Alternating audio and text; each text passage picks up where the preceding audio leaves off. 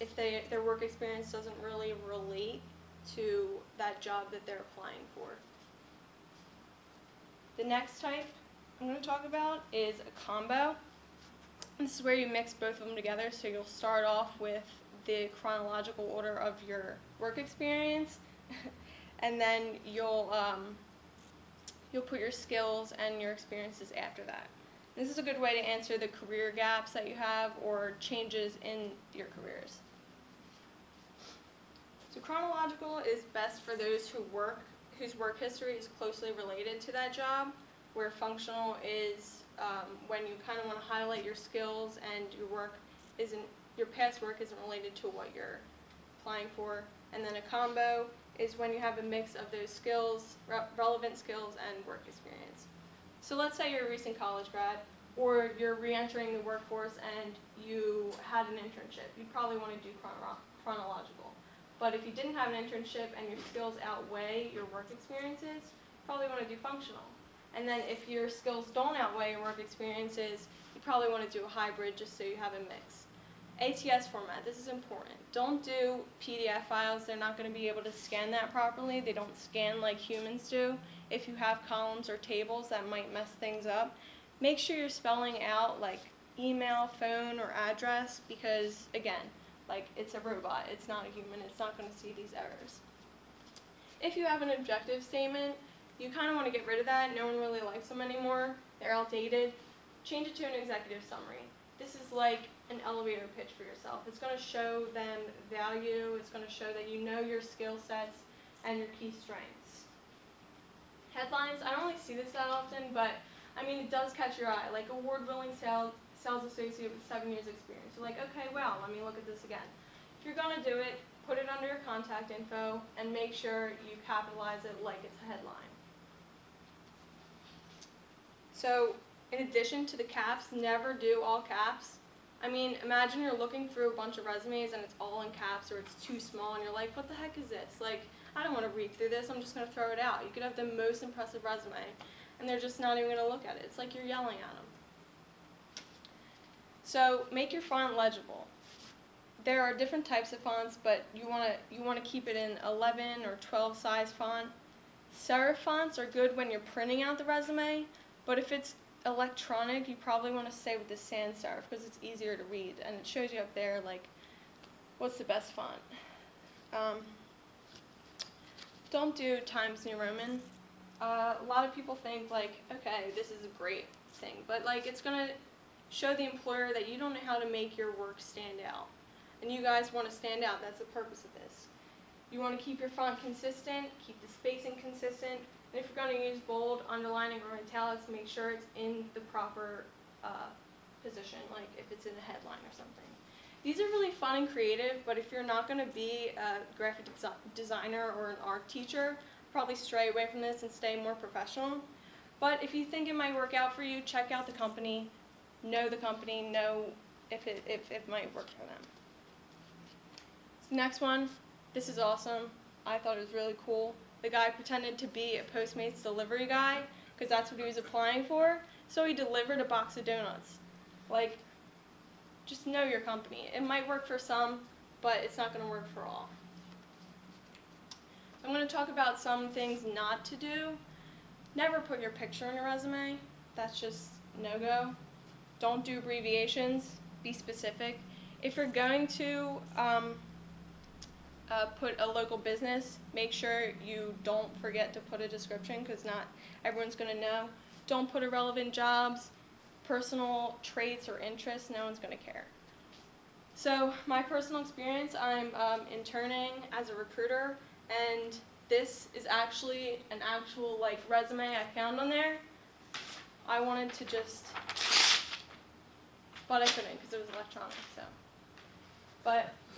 So my next one, I was in an interview, and she looks at my resume and she goes, "Oh, so you're a finance major?" And I was like, "Oh no, I'm HR management," but she was looking at my clubs. So I knew my format was off, and that was kind of awkward to like have to correct her on that. So just a little recap.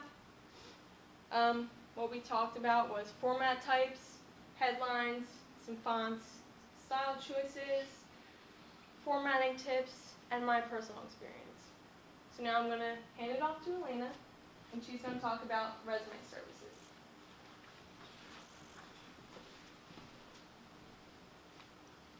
I'm Elena. I'm going to be talking about resume distribution services. So there are a lot of different parts of this. It sounds really simple, but it's actually like way more complicated than I thought it was. So I'm going to be expressing the importance of resume distribution services and the multiple resources that are offered and available to you. So these can include personal distribution methods, which are like in-person, job fairs, recruiters, and online, which would be like job boards, resume blasts, and targeted distribution services. So resume distributions are really a numbers game. It's not really like good things come to those who wait. You don't want to be like waiting for a job. You got to send your resume out, get your name out there, get your resume out there as much as possible, so the people you are looking for will get your resume. So there are many different kinds of resume distribution services. They include more personal ones, and there are very general services, and then there are some that are very direct to the field or industry you're looking at. And of course there are pros and cons to all of these, so it just depends on what you're looking for based on time, like specific resume or industry. So first I want to talk about something I call personal distribution services. So these would include manually finding a job that you would want and applying to it, or to specifically pick where you want to apply. So if you know of a company that you want to apply to, you can apply there. Personal resume distributions would include manually searching for a job, whether that's online or in person, submitting your resume, and using recruiters. So you find a specific recruiter that has insight into a field and they send your resume out, and there's also job fairs. So manually submitting your resume, so you would search for job openings. We've all done this, we've all had at least one job. We've searched for a job and we just apply and submit our resumes. You find the job that would fit your qualifications or your interests, and you would hand in your application.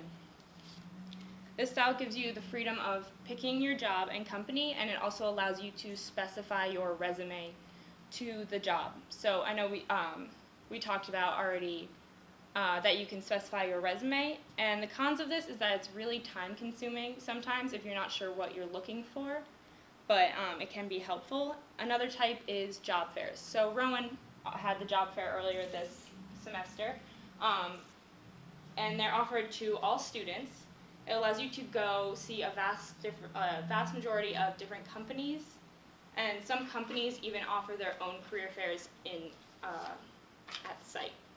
So this allows for widespread distribution in a small amount of time. So there are recruiters there you can go to talk to. There's hundreds of companies, and you can, and it gives the recruiter a good sense of your personality before they even look at your resume. But some cons is that you might not get to all of the companies that you want. Another is using a recruiter. So you would find a recruiter that's specific to a field or industry, submit your resume, and they can find a job that is exactly what you're looking for. They have a broader reach in the field than you might, but some cons is that that's time consuming also. The next set of distribution methods is less personal and more through the computer. So this includes job boards, resume blast services, and targeted distribution services. These are much broader and they have much more widespread reach, but they don't allow for personal specialized resumes. So the first one is job boards. Examples of this is Monster.com, Career Builder, and even Craigslist. So there are millions of resumes on here, but there's also millions of companies looking on here. And they're usually free, which is cool. The next one is a resume blast service.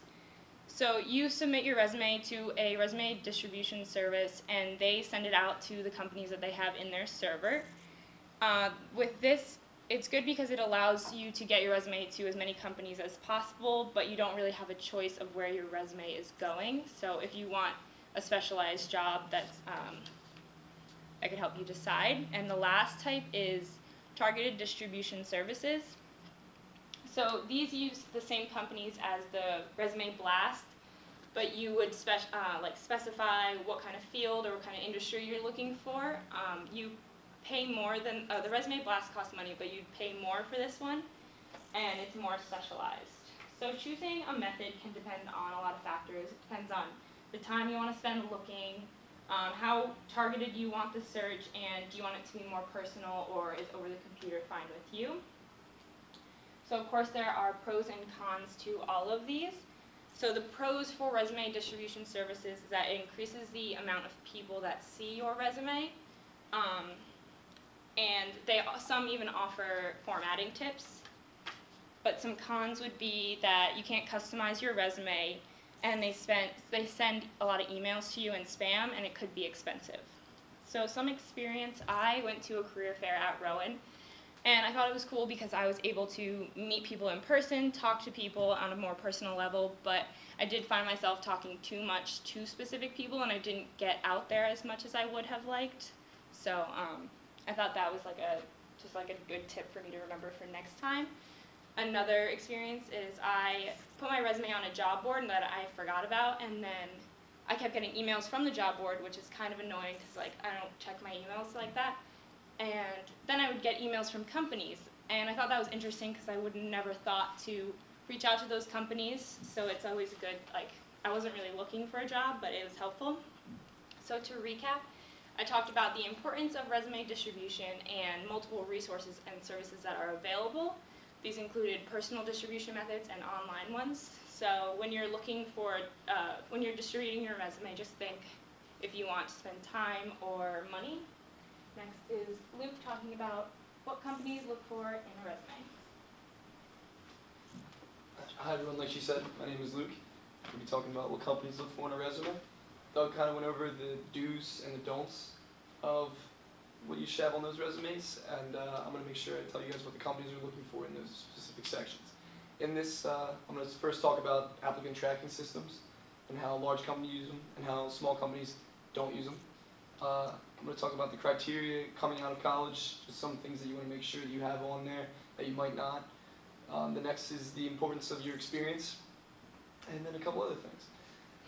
The first thing I'm talking about is applicant tracking systems with large companies, and as you can see up there, this one is sort of blurry, sorry, but they have the specific job, and then they say like male, 0, female, 0. So that's how they look at it. Somebody's just going to read what you write, and then they're just going to spit these things out for the companies. Small companies don't have something like that. They don't have something to track you. They're going to take the resume and look at it, while the large companies are periodically checking when they have job postings to see what they need. Small companies just look over your resume, and they should do it in about 25 seconds. Some do it in 3, like Casper says. But it's a lot different between small and large, so you got to know what you're applying for. So when you see a job posting, let's say it says, we want one amazing human being. You should put in maybe your summary or in your experience that I am an amazing human being, just so that it's picked up in those words. That the large company's applicant tracking system picks that up, and the small company can read it. So the power of keywords, it's like I said, it's powerful.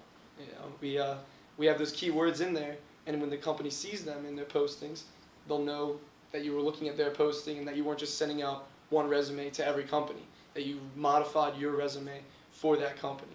They'll know that they're words. Some people say education is important on there, and then some people say that experience and leadership come before it. 43% of large companies say they care about it, and then those 91% of those companies say they have a threshold of 3.0. So your education, while required, isn't as much as required as leadership and experience. More companies say that they'd rather see that you have some sort of experience coming into this field and that you've been a leader before in other fields.